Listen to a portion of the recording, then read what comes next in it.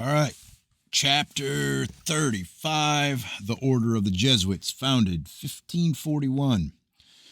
We get the following quotations from the Encyclopedia Britannica in spite of its marked anti-Jesuit bias solely to register certain historical facts, leaving their interpretation to the personal judgment of the reader. The Company of the Jesuits was founded by Don Inigo de Loyola, Ignatius of Loyola, a Spanish nobleman and a soldier, on April 5, 1541, at the Church of St. Paul without the walls near Rome under the sanction of the Pope, Paul III. It has 6 grades. These are novices, scholastics, temporal, coadjutors, professed of the 3 vows, and professed of the 4 vows, the latter 2 grades being the only ones which confer a share in the government and eligibility for the offices of the society. Its head, virtually a commander-in-chief, is known as the general. He wields absolute power over the members who are pledged to blind obedience. The general claims his authority from the Pope. The 4th vow is one of special allegiance to the Pope, promising to go in obedience to him for missionary purposes whensoever and whithersoever he may order, a pledge seriously qualified in practice, however, by the power given to the general of alone sending out or recalling any missionary. The question has long been hotly debated whether, in addition to these 6 avowed grades, there be not a 7th, answering in some degree to the territories of the Franciscan and Dominican orders secretly affiliated to the society and acting as its unsuspected emissaries in various lay positions. This class is styled in France Jesuits of the short robe, and some evidence in support of its actual existence was alleged during the lawsuits against the company under Louis XV. The Jesuits themselves deny the existence of any such body and are able to adduce the negative disproof that no provision for it is to be found in their constitutions. On the other hand, there are clauses therein which make the creation of such a class perfectly feasible if thought expedient. One is the power given to the general to receive candidates secretly and to conceal their admission, for which there is a remarkable precedent in the case of Francis Borgia, Duke of Gandia, afterwards himself general of the society. The other is an even more singular clause, providing for the admission of candidates to the company by persons who are not themselves members of it. The general, who should by the statutes of the society reside permanently at Rome, holds in his hands the right of appointment not only to the office of provincial, yeah, I said it right, over each of the great districts into which the houses are mapped, but to offices of each house in particular. No shadow of electoral right or even suggestion be recognized. The superiors and rectors of the houses and colleges in Europe must report weekly to the provincial on all matters concerning the members of the society and all outsiders with whom they may have had dealings of any sort. The provincial, for his part, must report monthly to the general, giving him a summary of all the details which have reached himself. But as a check on him, all superiors of houses in his province are to make separate reports directly to the general once in 3 months, and further to communicate with him without delay every time any matter of importance occurs, irrespective of any information which the provincial may have forwarded. Nor is this all. An elaborate system of espionage and delation forms part of the recognized order of every house, and in direct contrast to the ancient indictment and confession of faults in open conventional chapter, every inmate of a house is liable to secret accusation to its superior, while the superior himself may be similarly delated to the provincial or the general. Nor is the general himself exempt from control on the part of the society, lest by any possible error he be unfaithful to its interests. A consultative council is imposed on him by the general congregation, consisting of 6 persons, whom he may neither select nor remove, namely, 4 assistants, each representing a nation, an admonisher or advisor, resembling the autolots of military commander, to warn him of any faults or mistakes, and his confessor. One of these must be in constant attendance on him, while he is not at liberty to abdicate his office, nor to accept any dignity or office outside it without the assent of the society, he may yet be suspended or deposed by its authority. There would seem at first to be an effectual external check provided, however, in the fact that while all the officers of the society, except the council aforesaid, hold of the general, he in turn holds of the Pope and is his liegeman directly. Liegeman? Yeah. As well as in virtue of the fourth vow, which he has taken in common with the other professed.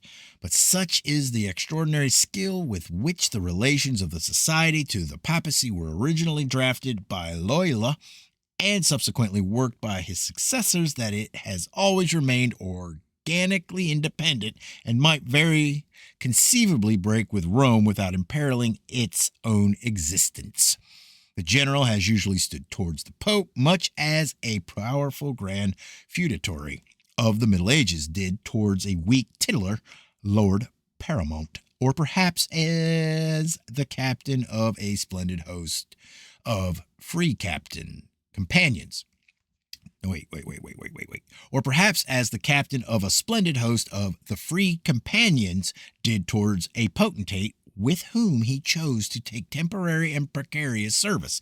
And the shrewd Roman populace have long shown their recognition of this fact by styling these two great personages severely the White Pope and the Black Pope. In truth, the society has never, from the very first, obeyed the Pope whenever its will and his happened to run counter to each other. The merited odium which has taken the Inquisition, usually officered by Dominicans, has induced the Jesuits, whose own controversial methods had been different, to disclaim all connection with that tribunal and to represent their society as free from complicity in its acts. But, in truth, it was Ignatius of Loyola himself who procured its erection in Portugal in 1545-6. And F. Nithard, one of the very few cardinals of the society, was Inquisitor General of that kingdom in 1655.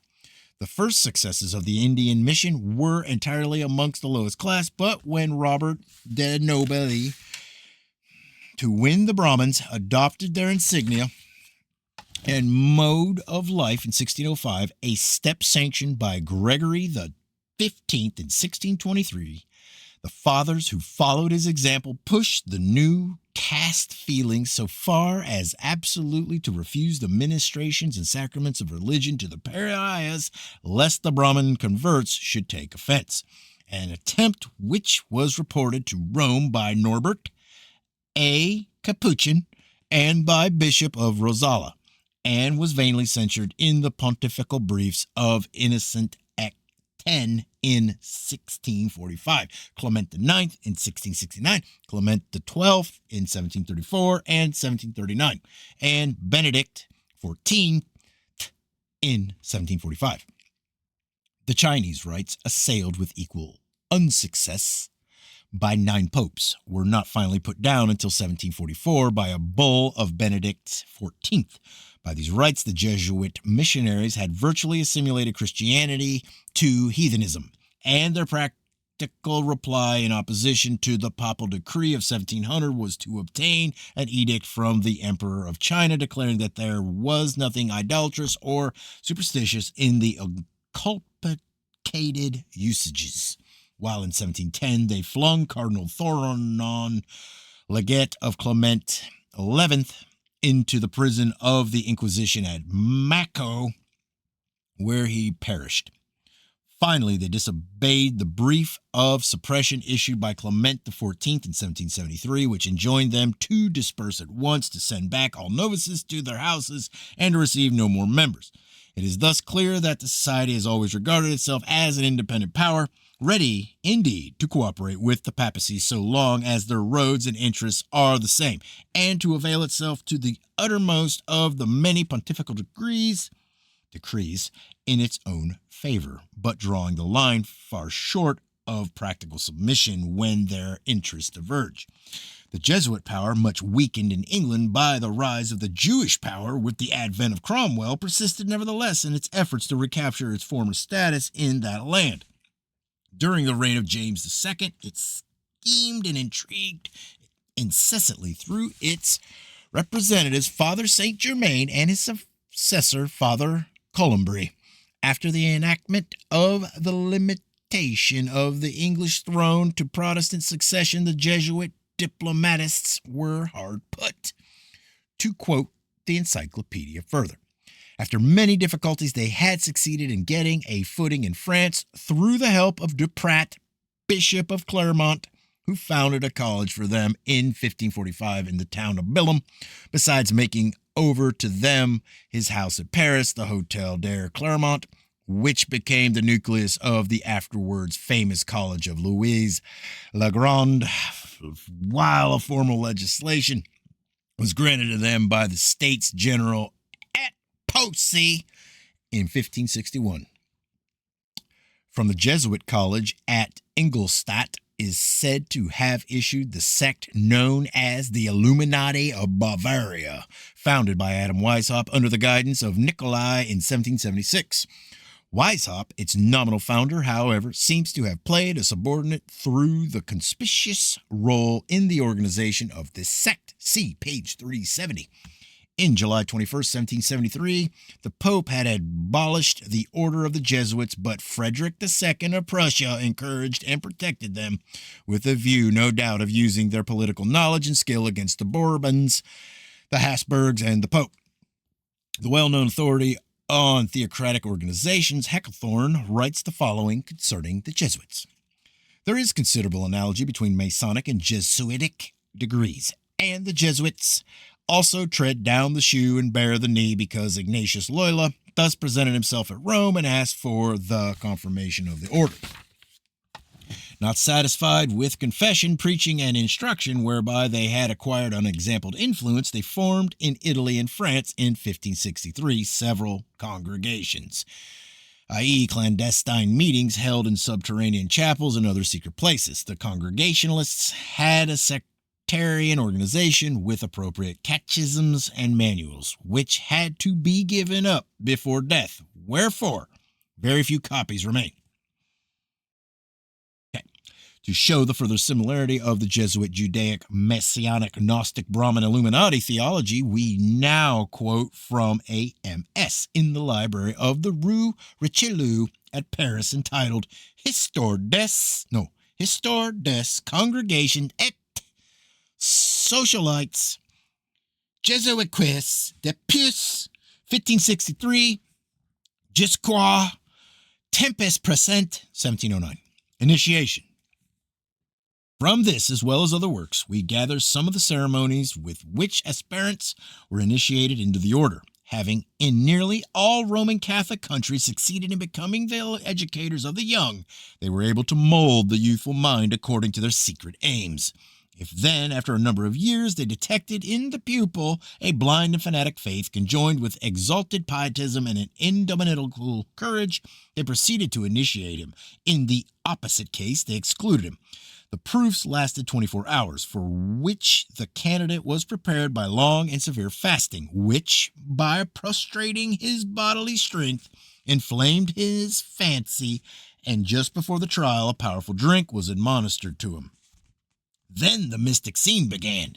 Diabolical apparitions, evocation of the dead, representations of the flames of hell, skeletons, moving skulls, artificial thunder and lightning. In fact, the whole paraphernalia and apparatus of the ancient mysteries. If the neophyte, who was closely watched, showed fear or terror, he remained forever in the inferior degree. But if he bore the proof well, he was advanced to a higher grade. Hold on.